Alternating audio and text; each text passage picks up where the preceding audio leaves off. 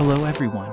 Following our tutorials on React and Next.js page transitions, today we're exploring Barba JS. I'll walk you through the steps to seamlessly integrate it into your HTML pages, achieving that sought-after ultra-smooth page transition with the help of Barba JS and GSAP. But before we jump in, please give this video a thumbs up and don't forget to subscribe if you haven't already. Let's get started. Let's kick things off with an empty folder. First, we'll create our index.html file. This will serve as our home page. Next up, we'll set up styles.css for our page aesthetics, of course, and script.js to house our transition logic and Barba integration. Make sure to link your CSS file in the index file. Crucially, don't miss out on adding the CDNs for both Barba JS and GSAP. Finally, we'll link our script file at the end. Let's dive into our page structure. Start by adding a div with the class name transition. This will manage our transitions. Next, introduce a wrapper to contain our navigation. Within this navigation, we'll place anchor elements to toggle between pages. And speaking of pages, we'll be crafting two more, about.html and contact.html. Ensure you link these in the navigation.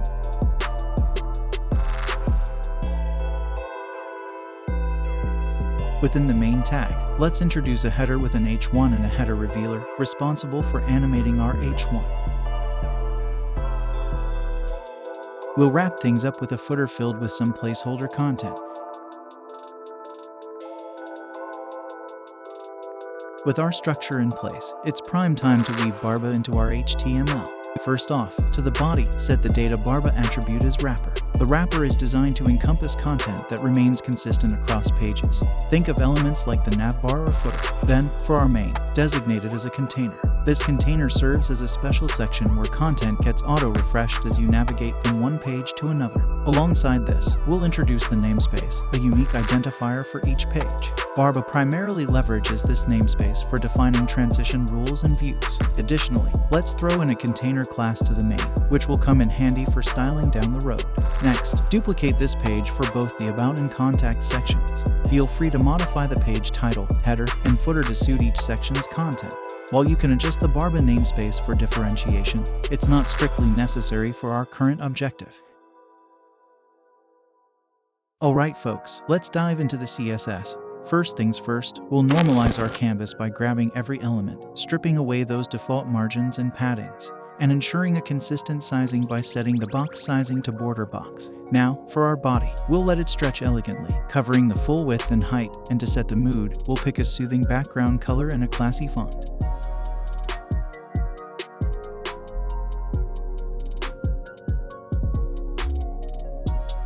Moving on to our wrapper, we need it to also span the full width and height, ensuring a cohesive look. With our foundation set, let's jazz up the navigation. We'll ensure it spans the entire width, flex it out for that neat alignment, introduce some gaps for breathing space between the links, and add a touch of class with some padding and a subtle border at the bottom. The links, let's keep them clean with no text decoration and a crisp white color. Heading to the footer, we'll anchor it with an absolute position, nestle it at the bottom, and toss in some padding for good measure. A muted gray color for the text will balance things out. The transition deserves special attention. It'll sit on top with a z-index of 2, covering the full width and viewport height, and it'll be primed for animation with a transform scale y set to 0.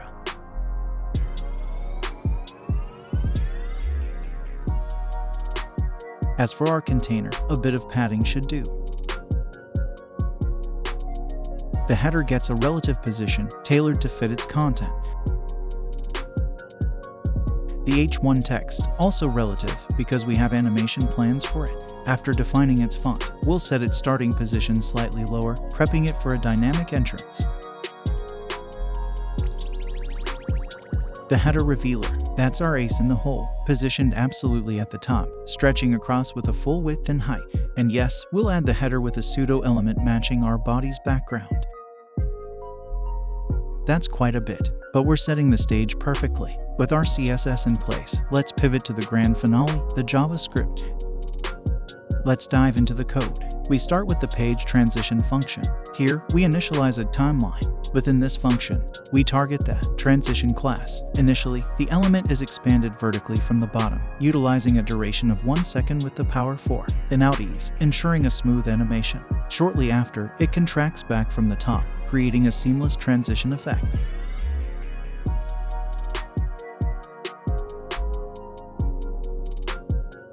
Next, in the content animation function, we focus on animating our header, the h1 tag. We move the header to its designated position at the top with a subtle delay, emphasizing its prominence.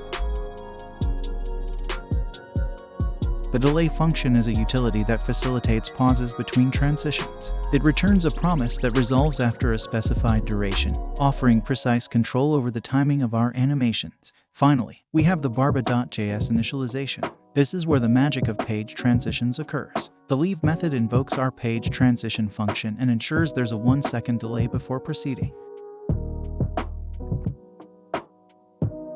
Following this, the enter and once methods trigger the content animation, effectively animating our content upon entering the page. This combination guarantees a fluid and interactive user experience.